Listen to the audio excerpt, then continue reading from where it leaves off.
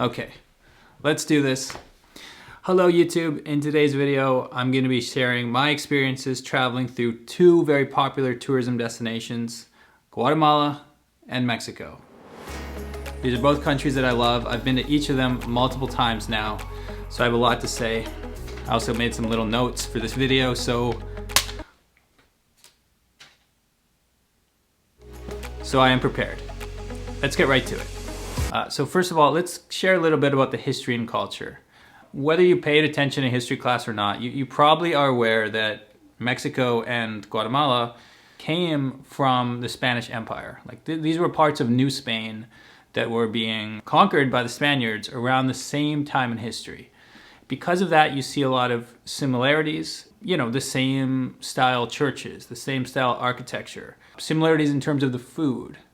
But with that being said, there are places in Mexico that are culturally quite different than Guatemala, and they tend to be further to the north. Generally speaking, the further north you go in Mexico, the more Americanized like using the United States, not like we're all in the Americas, North America, South America.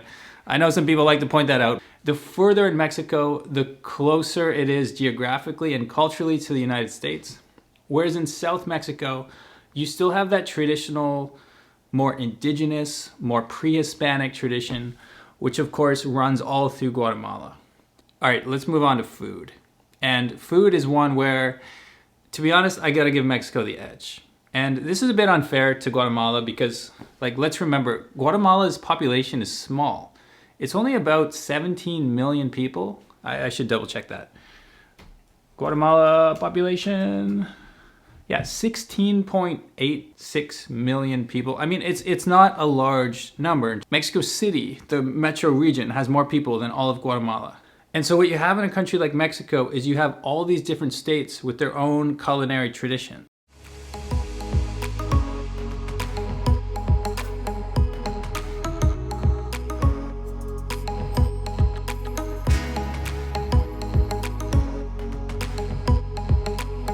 When you talk about the diversity of Mexican food, it's just on a level that Guatemala can't reach. Like Guatemala has their delicious, classic staple foods, but in terms of variety, it's more similar to a single state within Mexico. Now, with that being said, when I was in Antigua, which is a very popular city in Guatemala, there's all kinds of diverse, it's a very diverse food scene. All these meals from all around the world, a lot of expats, a lot of immigrants who have opened like Spanish or French or Italian restaurants. And so you can definitely find diversity, but if you're just talking about Guatemalan food versus Mexican food, it's hard to compete with Mexican food in this case. Okay, so I got lots more to tell you about the differences between Guatemala and Mexico, but first I want to take a few moments to tell you about today's sponsor, BetterHelp. And this is a sponsor I believe in because they're making an active effort to help people with their mental health. And I mean, it's been a while since I've talked about mental health on this channel, but it's something I struggle with. It's something that frankly, I think most people have difficult moments with. Sometimes it just gets to be too much, and it can really help to have someone to talk to about your problems. Well, that's where an option like BetterHelp comes in. BetterHelp has a network of over 20,000 therapists who you can talk to in a private online environment at your convenience. These therapists are licensed and they're trained to listen and help you with whatever problems you might be going through.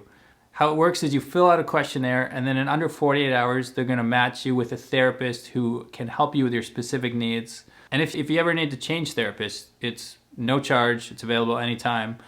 You can request a new therapist.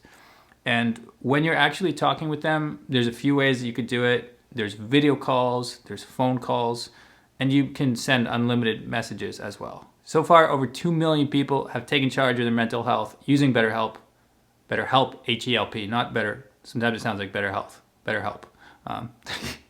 Anyway, you can join them using this link next to my head. Go to betterhelp.com/newtravel and you will get 10% off your first month. Thanks to BetterHelp for supporting my work. And now let's get back to the differences between Guatemala and Mexico. Now let's move on to climate. And this is somewhere where actually Guatemala might have the edge.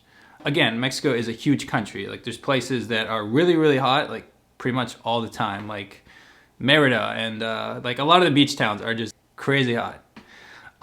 Guatemala, for example, Guatemala, I lived a month in Guatemala City. Guatemala City is a place that is basically 25 degrees Celsius year round. I mean, it's just like you can wear a t-shirt every day of the year. It's just the perfect weather. It's not too hot, it's not too cold. Now, in Mexico, I don't know, is there any city like that? I mean, Mexico City is like pretty temperate. Mexico City doesn't get too hot.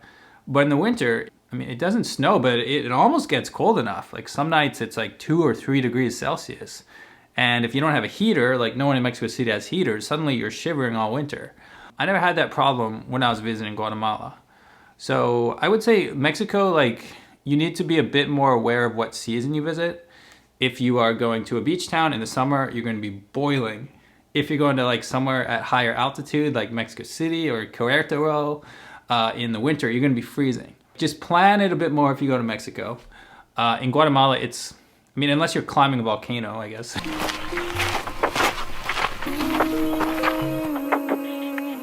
Like there are places that get cold, but usually you gotta like climb to get to them.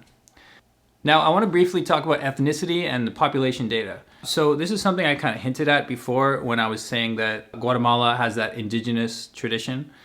An interesting fact I found is that in Guatemala, 42% of people identify as Mayan. Crazy, right? I mean, like we read about the Mayans and we sometimes, like people like me, Canadians, we think, oh, the Mayans are gone. Well, the Mayans aren't gone. Their culture has changed and they are living in the modern world, right? The Mayan tradition still exists very much in places like Guatemala. Now, the majority of Guatemalans still identify as Ladino. I mean, I didn't even know what Ladino was, but it's a term which means a mix between Hispanic and indigenous. So of course, not everyone in Guatemala is pre-Hispanic, but a large number of people are. In Mexico, on the other hand, a country that also has a rich indigenous tradition, if you're going by the ability to speak an indigenous language, it is 6.1%. If it's racial self-identification, it's 14.9%. And if you're asking people if they are part indigenous, it goes up to 23%. So depending on how you characterize it, it is higher or lower.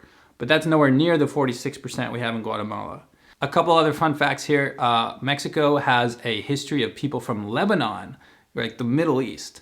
And that's actually where the taco al pastor came from, which is now one of the most famous tacos in Mexico City. It came from the Arab tradition of immigrants coming from that part of the world.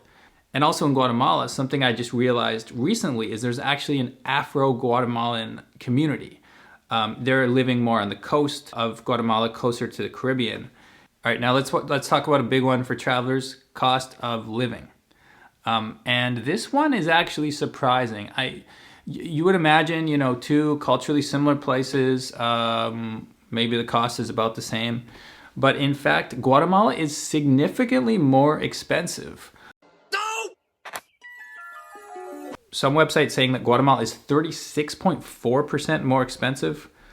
Another website has it listed as 27% more expensive. I can't verify the math on those numbers, but I can tell you, having visited each of these countries multiple times, I've noticed it as well.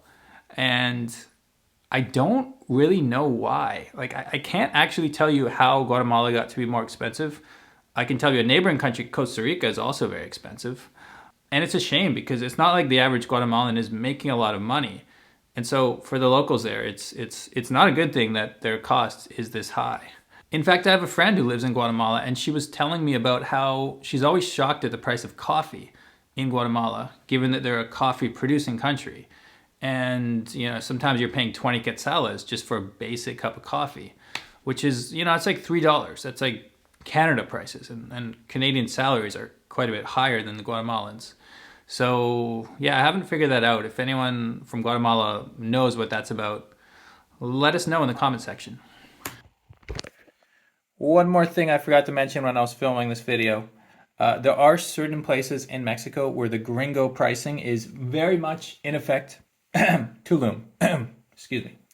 And when you go to these places and you get caught inside the tourist bubbles, you can easily be paying more than in Guatemala. So always be aware that pricing varies a lot depending on how touristic the area you're in happens to be.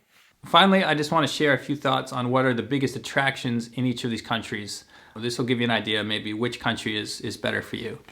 So when it comes to Guatemala, one of the first things people like to do is hike volcanoes. It's one of the more volcanic countries in the world. I mean, like literally from Antigua, you can see at least 4 different volcanoes. And actually, sometimes you can see them erupting. Like one of them, I think it's Volcán del Fuego, is just constantly erupting. And so in the night sky, you can see like little puffs of red and smoke, and it's super cool. That's insane. That's what that is. But if you want to see an active volcano, Guatemala is one of the best places in the world for that. Other things, going back to the indigenous tradition, you see a lot of textiles. These beautiful outfits that you see Guatemalans wearing throughout the country can be bought at very affordable prices. And as I was just talking about coffee, I mean, you can visit a coffee farm, you can learn more about the production. I'm a coffee addict, so that's always... I just want to say thank you for all the endless hours of energy you've given me over the years. I never would have made it without you. Oh, and chocolate too. If you're not a coffee drinker, they've got lots of good chocolate as well.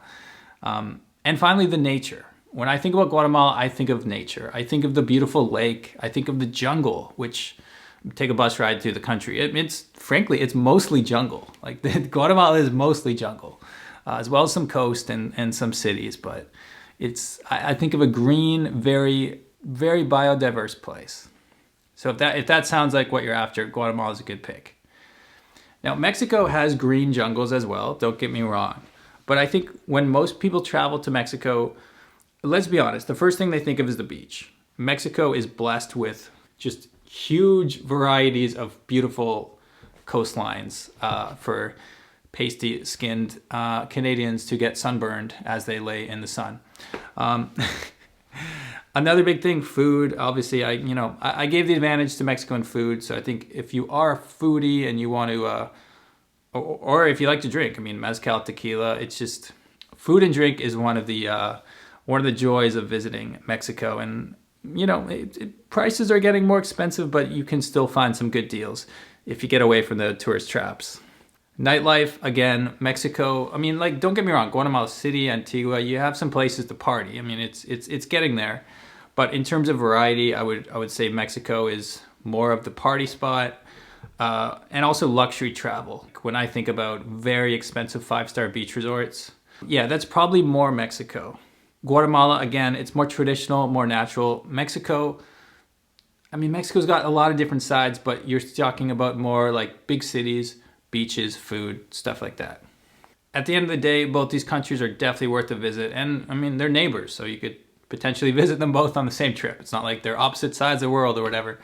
As always, I'm Dan from The New Travel. Hope you liked this video. I'll see you next time.